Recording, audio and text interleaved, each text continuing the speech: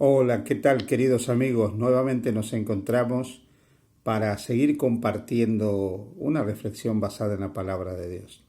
Quiero hoy comenzar contándote una historia que tiene como protagonista una familia. Se llamaba Rosa, él se llamaba Juan y el hijo se llamaba Alejandro. Eran un matrimonio con un hijo. Los conocí hace pero muchos años atrás, cuando yo estaba probablemente en mi tercer o cuarto año de ministerio, no más. Y estábamos justamente en una ciudad del sur de la provincia de Santa Fe, en la República Argentina, dando una serie de conferencias en una localidad donde estamos predicando las hermosas enseñanzas de la Biblia.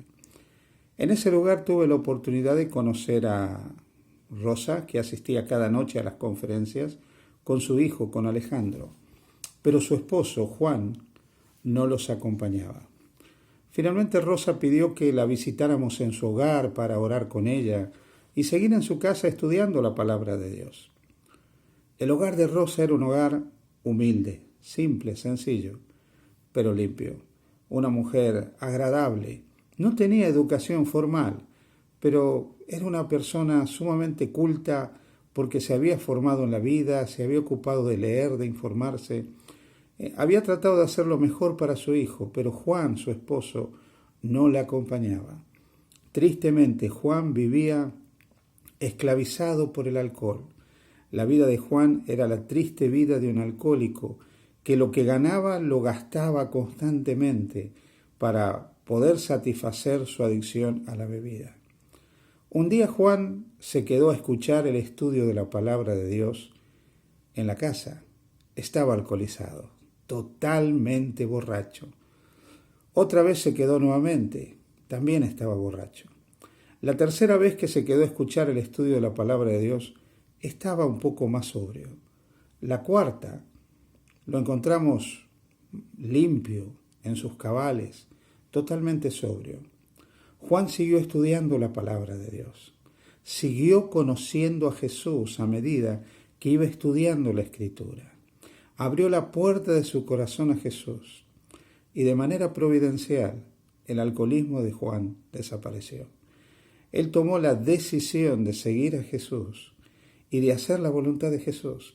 Comprendió que su cuerpo era templo del Espíritu Santo y no había lugar para el alcohol, que lo dañaba a él y estaba dañando su salud, pero no solo su salud, sino la felicidad de toda su familia.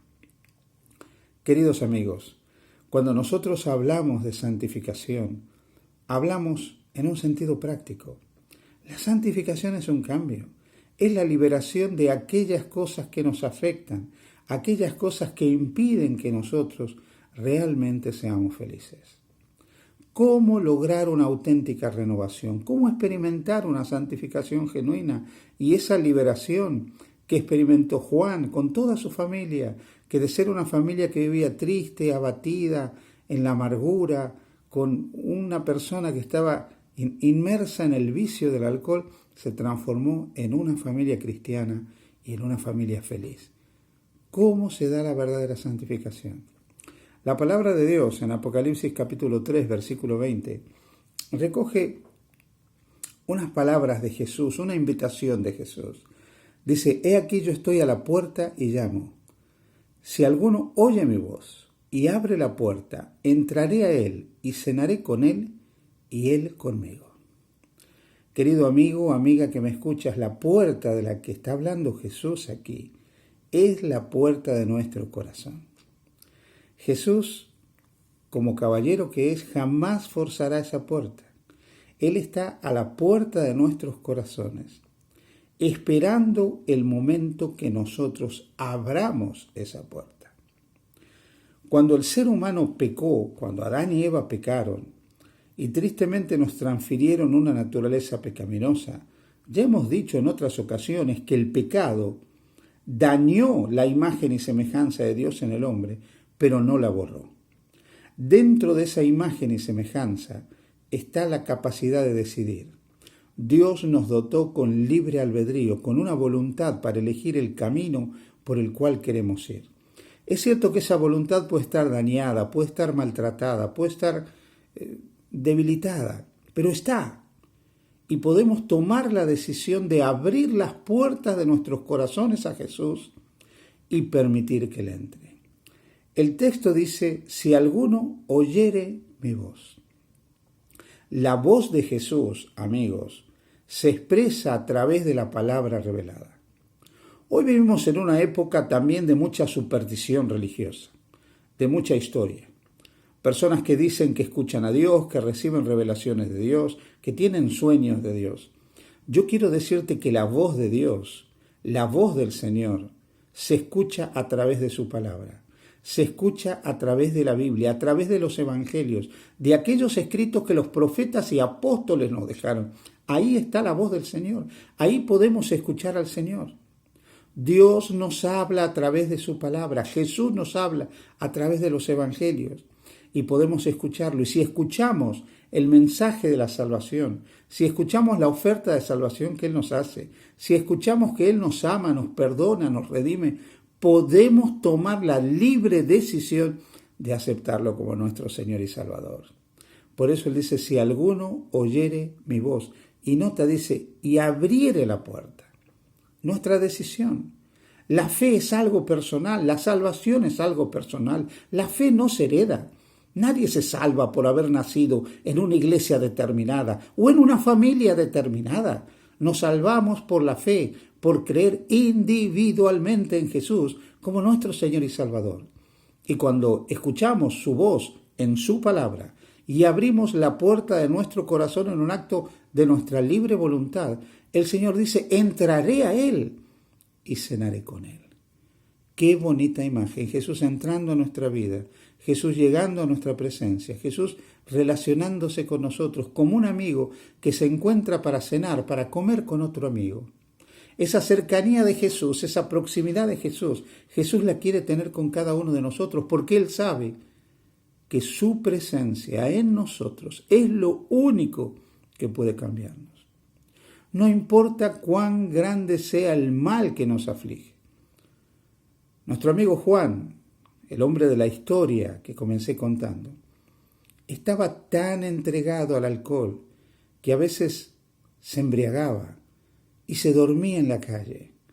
Y el pobre hombre en su condición de alcohólico, embriagado, a veces amanecía en la calle sucio, en medio de sus propias necesidades, y vivió una vida de tristeza, una vida de angustia.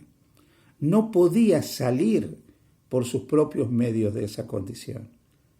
Pero cuando escuchó la voz de Jesús, decidió seguir a Jesús. El resto lo hizo Jesucristo. Porque Jesús puede transformar la vida de cualquiera. Jesús puede cambiar la vida de cualquiera.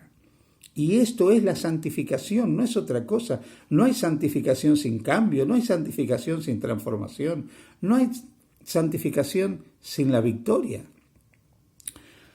En la carta a los Romanos, en el capítulo 8, versículos 31, 32 y el 37, Pablo dice, ¿qué pues diremos a esto?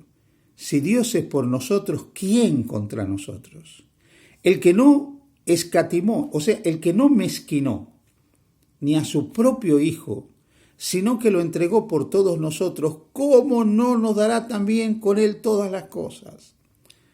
Amigo, amiga, hermano, hermana, Dios no nos mezquinó a Jesús. Entregó todo el cielo en el don de Jesús, porque nos ama, para salvarnos, para darnos vida eterna, para poder restaurarnos, para poder librarnos. Por eso dice a continuación, antes, en todas estas cosas, somos más que vencedores por medio de aquel que nos amó.